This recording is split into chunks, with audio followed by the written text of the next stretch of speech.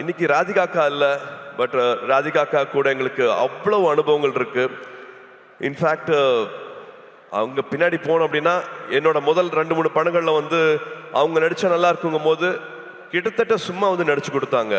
சூர்யா படம் தானே, இப்போதான் நடிக்க வர்றாரு, அவங்களுக்காக நான் நடிச்சு கொடுக்குறேன் அப்படின்ட்டு அவங்க நடிச்சுக்கணும்னு அவசியமே இல்லை. அந்த மாதிரி 2-3 படங்கள் வந்து நடிச்சு கொடுத்தாங்க ராதிகா அக்கா.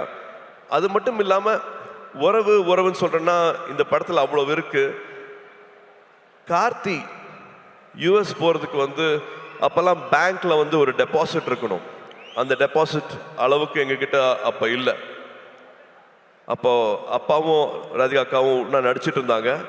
ராதிகா அக்கா ஒரு டெபாசிட் கொடுத்தாங்க, நீங்கள் இந்த காசு வந்து உங்கள் பேங்க்கில் வச்சுட்ருங்க, அந்த வீசா வர வரைக்கும் யூஎஸில் வந்து கார்த்திக் அட்மிஷன் கிடைக்கிற வரைக்கும் இந்த பணம் உங்கள் பேங்க்கில் இருக்கட்டும் அப்படின்ட்டு உதவி செஞ்சுருக்காங்க. இந்த மாதிரி சொல்ல முடியாத நிறைய உணர்வுகள், நிறையா ஞாபகங்கள், மெமரிஸ் வந்து ராதிகா அக்கா கூட இருக்குது.